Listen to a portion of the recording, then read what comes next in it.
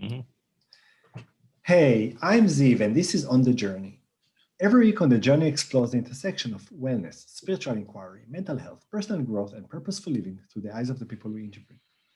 And today I'm happy to host Victor Dedaj, and we're gonna talk about success. So, Victor, welcome. And what do we need to succeed?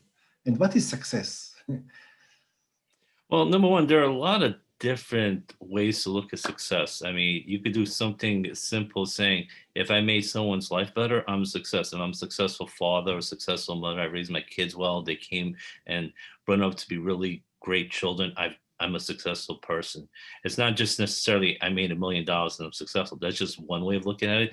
So it's really, are you improving yourself? Are you doing something that you like? Are you happy with your life, with the things you've accomplished? If you are, I think in that way you could say you are successful.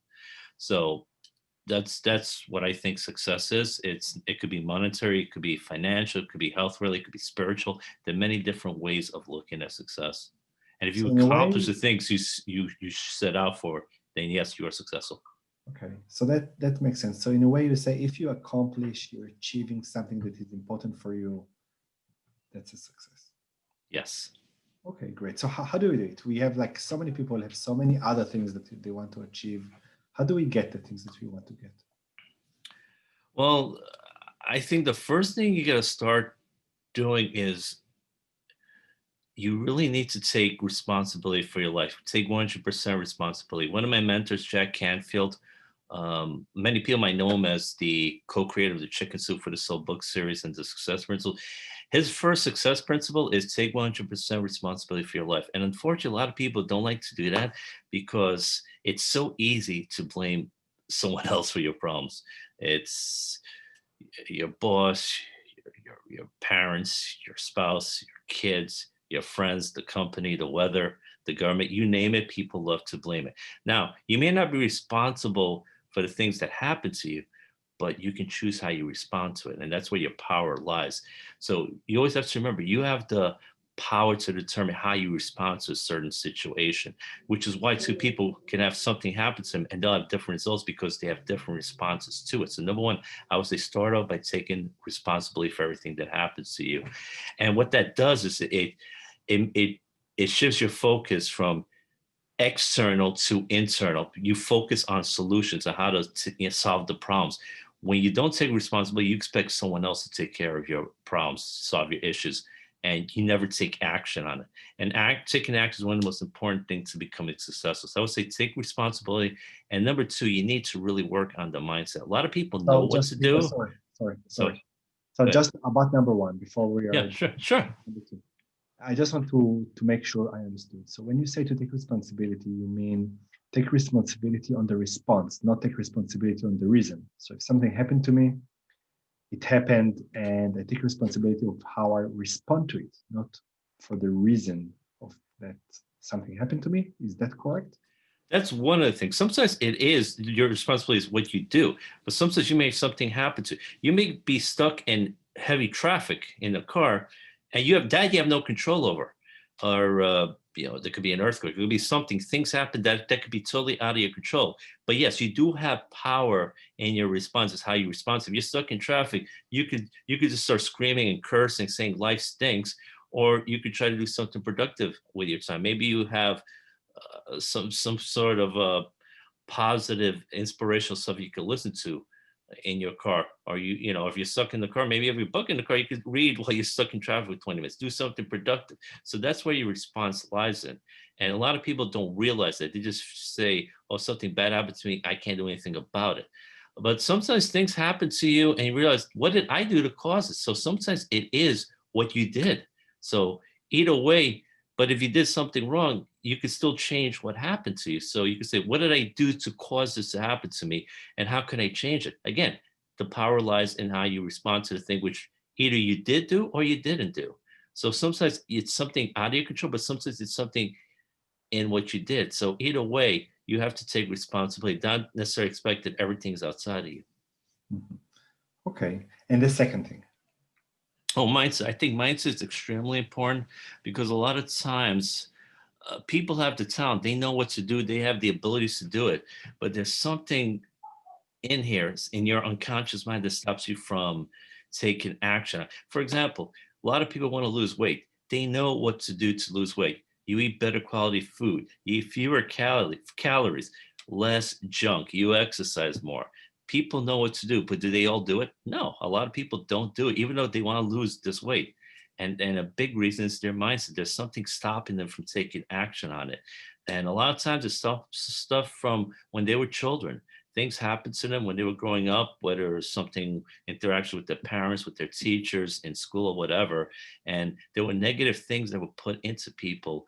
And a lot of times you're making the decisions of a 6-year-old and you don't even realize you can be a grown 30, 40, 50-year-old person, but yet because of things you learn, and a lot of it's trapped in the back, and it's stop you from taking action. A lot of times it's a defense mechanism. It's to prevent you from getting hurt, and you don't even realize it.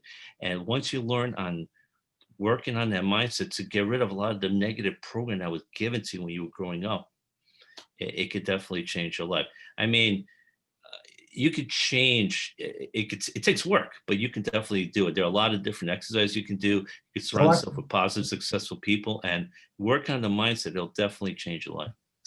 Okay, that's really interesting because I think that's one of the things that we all experience. We all know what we should do, and we all do other things. So, can you give us an example of an exercise or something extra that will help us to change the mindset? Well, there are a variety of things you could do. Number one, I would just say hang out with more positive people. Look at the people around you. Are you surrounded by a lot of negative people that are complaining all the time, who just talk about other people behind their backs, that are negative about life? And if you are, that's probably one thing you need to change. Jim Rohn, who's a very famous motivational speaker and network marketer, used to say, you're the average of the 5 people you spend the most time with. And if you're surrounded by negative people, it's very hard to have a positive life. So, number one, surround yourself with more positive people, surround yourself with more successful people. That's going to help.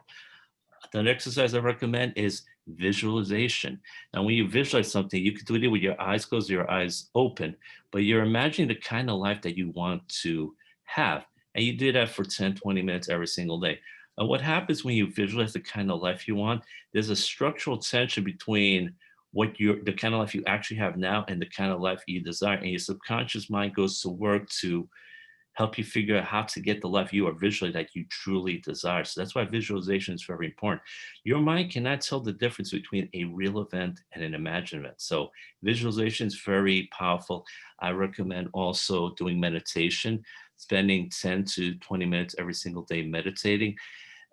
Tim Ferriss, who wrote the book, The 4 Hour Work Week, did a survey of the top leaders of various different fields, and he found that 90% of the top leaders in these various fields and professions did some form of meditation or morning mindfulness. So this is something very powerful if you want to be in the top of your field. And I would just say listen to a lot of positive motivational stuff. You can just go to YouTube or other kind of videos and listen to it every day. Read a lot of good, powerful, motivational books. And in the long run, these kind of things will help change your mindset. So it's really interesting. So in a way, I believe that what you eat, you become what you eat. So if you eat positivity, you become positive, and it feeds itself. It makes sense.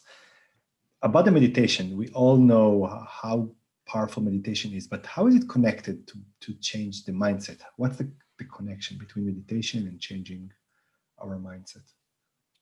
Well, here's what it is. When you're meditating, number one, you're taking a break from everything. Number one, your mind's being bombarded with things day in and day out.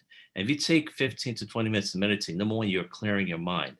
And it's incredible. And they've done tests with this. The brain changes when you meditate, and there's when you're when it's like a mental diet in certain ways. A lot you come up with a lot of good ideas. Things the way you view things change when you're taking that break because you notice things when you're meditating. You have that quiet time to yourself, and there's really work. Your brain starts changing because you're not focusing on all the things that are being bombarded at you. They say we think about up to 50,000 thoughts a day. So we're being bombarded with things day in and day out, and we need to take that break. It's like sometimes people do a fast. They fast from food for a few days, and it's like certain things. It's like a cleansing. So I think of meditation in many ways as some sort of cleansing. And I could tell you from meditating, I come up with a lot of great creative ideas because it's there in the subconscious mind. But because we're bombarded so much with so many things hitting us, we can't get those creative ideas out of us because they're lodged in our subconscious mind. And meditation, I think, allows those creative ideas to come out because we're taking that break, and we're just in tune with ourselves more because we're in a quiet place. Anyone that does will tell you they get great results from it. It's a lot of great creative ideas come from that stillness, from that quiet time of 15 to 20 minutes a day.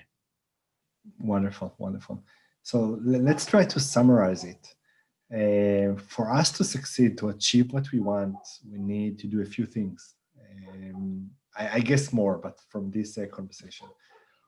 One is to visualize, okay, what we want to become, what kind of life Hmm. we want to have, and to tweak our subconscious and our mind into it. We need to surround ourselves with the things that we want to become, because what we eat is what we become. If we are surrounded with Hmm. positivity, we become positive about it, and it moves us forward. Taking a break, meditating, taking a break from all those internal thoughts, and maybe also this meditation, because you said we have 50,000 thoughts a day.